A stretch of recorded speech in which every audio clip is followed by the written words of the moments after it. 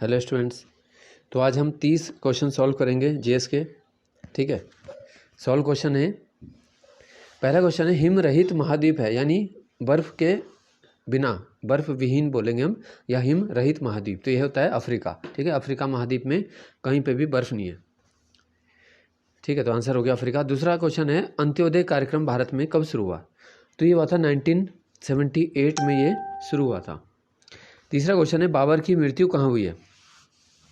तो बाबर की मृत्यु हुई थी 1530 में आगरा में। ठीक है, लेकिन बाबर का जो मकबरा है वो है काबुल में। तो ये दोनों क्वेश्चन जो है आपको याद रखने की, मृत्यु हुई आगरा, जबकि बाद में बाबर की इच्छा अनुसार ही काबुल में जो है मकबरा बनाया गया। तो ये चीज़ याद रखेंगे।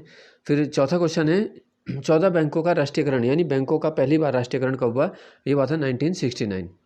नेक्स्ट है, इंडिया एंड द वर्ल्ड पुस्तक किसके द्वारा लिखी गई? ये लिखी गई है जवाहरलाल नेहरू। अगला है, चार मीनार चैलेंजर कप का संबंध किस खेल से? तो चार मीनार चैलेंजर कप है क्रिकेट से। थियोसॉफिकल सोसाइटी की स्थापना ये मद्रास के अड्यार नामक स्थान में भी थी, थियोसॉफिकल सोसाइटी। नालंदा विश्वविद्यालय को किसने नष्ट किया? तो भारत का जो है प्राचीनतम विश्वविद्यालय नालंदा है, और विश्व का जो प्राचीनतम है वो है पाकिस्तान में तक्षशिला।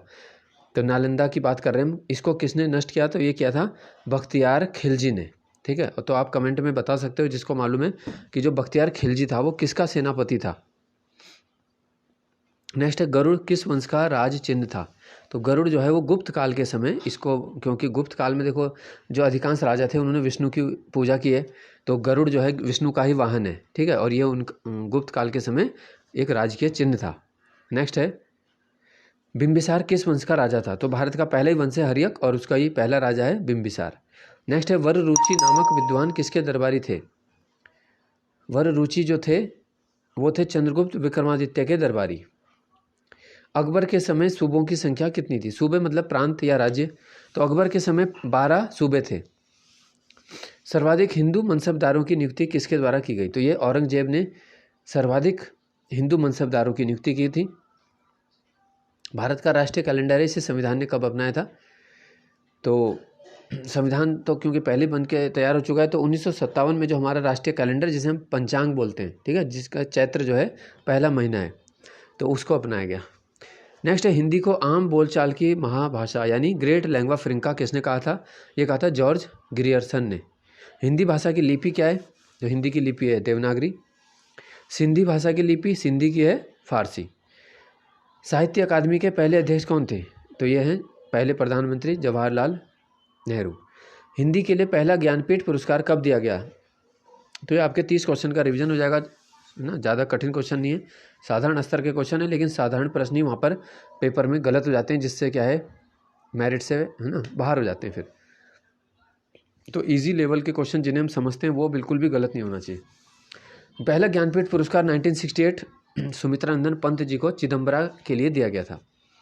कंडार देवता का मंदिर उत्तरकाशी में है। ओंकारेश्वर महादेव है रुद्रप्रयाग में।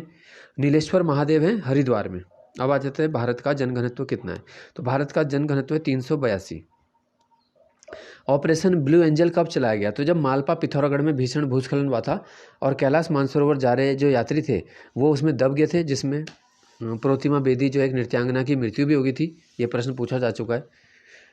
तो ये कब चलाया गया था? उसी घटना से निपटने के लिए चलाया गया था 1998 में अगस्त में ब्लू एंजल ऑपरेशन। ठीक है। संसदीय सचिवालय किस अनुच्छेद के अंतर्गत कार्य करता है? संसदीय सचिवालय अनुच्छेद 98 यानी आर्टिकल 98 के अंतर्गत कार्य करता है।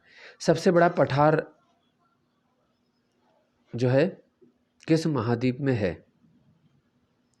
ठीक है, सबसे बड़ा पठार।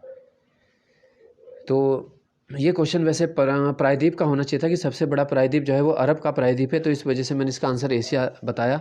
ठीक है, तो इसका आप सही आंसर बताना कि सबसे बड़ा जो पठार है दुनिया का वो कौन सा है।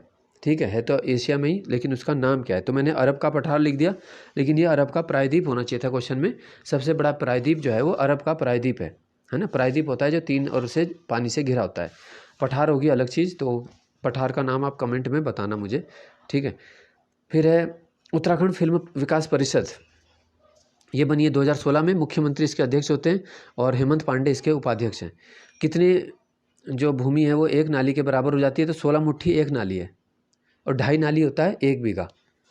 उमेश डोभाल जो एक पत्रकार थे जिन्होंने शराब विरोधी बहुत सारे लेख लिखे थे, इनकी हत्या कब हुई? 1988 में हुई थी इनकी हत्या। और लास्ट क्वेश्चन है आज का कि गणतंत्र शासन व्यवस्था कहाँ से ली गई? तो ये फ्रांस की देन है भारतीय संविधान को गणतंत्र शासन व्यवस्था। तो आज के क्वेश्चन थे, धन्यवाद।